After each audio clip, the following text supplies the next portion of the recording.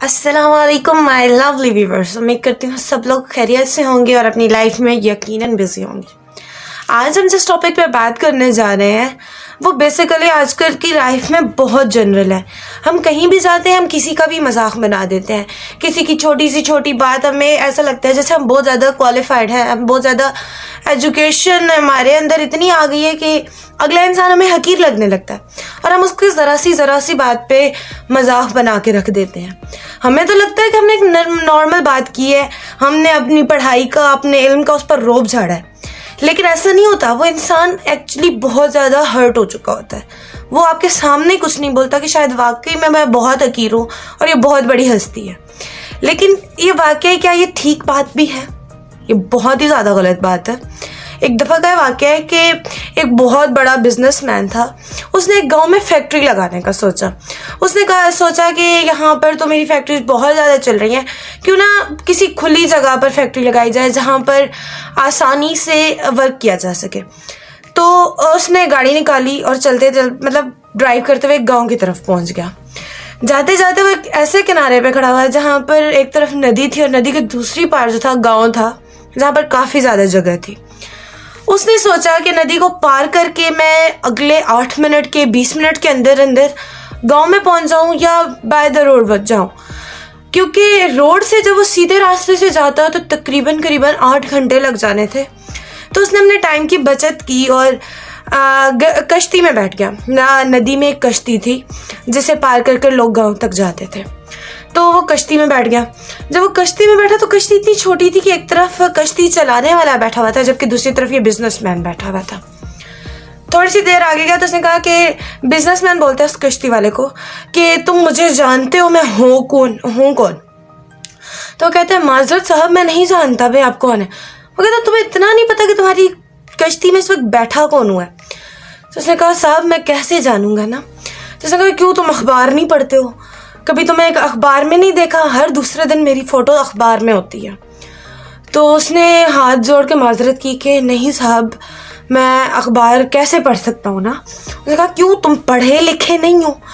तो जो था कश्ती वाला वो कहता है कि साहब जब मैं छोटा सा था तो मेरी फैमिली में मेरे बाबा की डेथ हो चुकी थी और अपने घर वालों का पेट पालने के लिए मैं छोटा सा ही था तो मैं कश्ती चलाने लग पड़ा और इस तरह इस सिलसिले में मेरी पढ़ाई छूट गई और मैं पढ़ ही नहीं सका। मतलब अभी मैं पढ़ना लिखना चाहता ही था कि ये इंसिडेंट हो गया और मैंने पढ़ाई छोड़ दी और काम पे लग गया।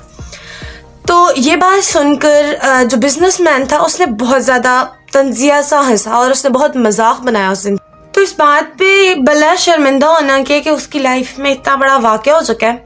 वो बिजनेसमैन उस पर हंसने लग पड़ा कि तुम्हें पढ़ना लिखना नहीं आता, तुम्हारी ज़िंदगी का फ़ायदा ही क्या है, तुम जिंदा ही क्यों हो? ऐसे लोगों का आज के इस दौर में क्या फ़ायदा? कश्ती थोड़ी सी आगे जाती है तो कहते हैं भाई तुम्हें पार जो ज़मीन नज़र आ रही है ना, कुछ ही अरसे में मेरे यहाँ पर बहुत बड़ी फैक्ट्री होगी जिसे देखकर पूरे गाँव वाले दंग रह जाएंगे। मेरी इस फैक्ट्री में ब्रांड की बोतलें बनेंगी मिनरल वाटर की। बेचारा कश्ती वाला उसे समझ नहीं आई। उसने पूछा भाई साहब क्या बनेगा? तो बिजनेसमैन काफ़ी ज़्यादा इरिटेट हुआ और उसने कहा ओ भाई पानी की बोतलें, साफ़ पीने वाले पानी की बोतलें बनेंगी जो तुम्हारे गांव में तो नहीं लेकिन शहरों में बहुत बिकती हैं। कभी शहर गए हो तो तुमने देखा होगा कि पानी की जो बोतलें होती हैं दुकान में पड़ी होती हैं ना। तो इस बात पे बेचारा किसान मुंह नीचे करके बैठ गया, मतलब कश्ती वाला जो था। तो उसने कहा साहब मैं कभी शहर जाने का इत्तेफाक नहीं हुआ। तो उसे जो बिजनेसमैन था उसे ये बात काफ़ी ज़्यादा अजीब लगी और उसे मतलब काफ़ी ज़्यादा शौक लगा कि ऐसे लोग भी इस दुनिया में हैं जो शहर में कभी नहीं गए। वो उसकी बात पे काफ़ी ज़्यादा हंसा। तो कहते हैं तुम्हारी ज़िंदगी किस काम की है जो सिर्फ नदी के एक किनारे से दूसरे किनारे में ही गुजर गई? मीन कि तुम इस लाइफ को क्या करोगे? तुम जिंदा ही क्यों हो? तुम इस दुनिया पर बोझ हो। उसे कहते हैं तुम इस दुनिया पे बोझ हो जिसने कभी दुनिया ही नहीं देखी, शहर में कभी नहीं गया, दुकानों पे कभी नहीं गया, मिनरल वाटर का जिसे नहीं पता, अखबार पढ़नी तक नहीं आती। तो बेचारा कश्ती वाला जो था वो काफ़ी ज़्यादा शर्मिंदा हुआ और उसने ना उसकी जवाब नहीं दिया, एहतरामन उसने जवाब तो नहीं दिया, लेकिन वो काफ़ी ज़्यादा उसकी इस बात से हर्ट हुआ। और वो इसी बात को सोच रहा था कि क्या वाकई में मेरी ज़िंदगी का कोई मतलब नहीं है, कोई मकसद नहीं है, मैं यहाँ पर क्यों हूँ। तो इसी सोच में था कि उसका कश्ती पर से ध्यान हटा और कश्ती अचानक एक पत्थर के साथ टकरा गई। नदी में वो पत्थर बड़े बड़े होते हैं, उससे वो टकरा गई। तो अचानक कश्ती लीक करना शुरू हो गई, कश्ती में पानी भरना शुरू हो गया।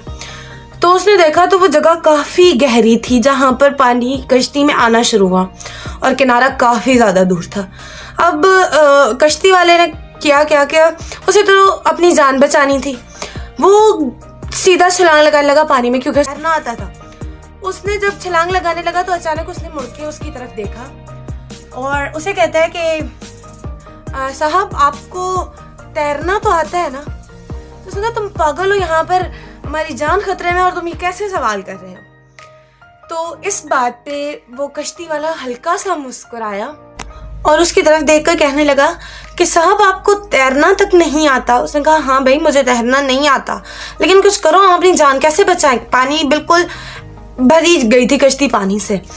तो वो हज़रत कहता है आपकी इस ज़िंदगी का क्या फ़ायदा, क्या आप अपनी ज़िंदगी अपनी जान ही नहीं बचा सकते। तब जाके उस बिजनेसमैन को रियलाइज़ हुआ कि हर काम हर किसी के लिए नहीं होता। लाइफ में अब वो बिजनेसमैन था, बुलंदियां दुनिया उसके कदमों के नीचे थी। तो उसने उसका मजाक बनाते वक्त ये नहीं सोचा कि कोई भी मौका, कोई भी वक्त ऐसा आ सकता है कि वो उसी कश्ती वाले के रहमो करम पर भी हो सकता है। तो वो काफ़ी ज़्यादा शर्मिंदा हुआ। तो कश्ती वाले ने कहा कि मैं तो लगा हूँ छलांग लगाने और आप मुझे ऐसा करें कि कस के पकड़ लें, क्योंकि मुझे सिर्फ जान बचाना नहीं आता, बल्कि या फिर मुझे सिर्फ तैरना नहीं आता, बल्कि डूबते हुए को बचाना भी आता है। और इस तरह उस बिजनेसमैन ने कश्ती वाले को पकड़कर नदी पार की। तो हाँ, इससे हमें वाज़ेह एक सबक मिलता है कि क्या हमारी लाइफ में किसी का मजाक बनाने का भी कोई मतलब बनता है।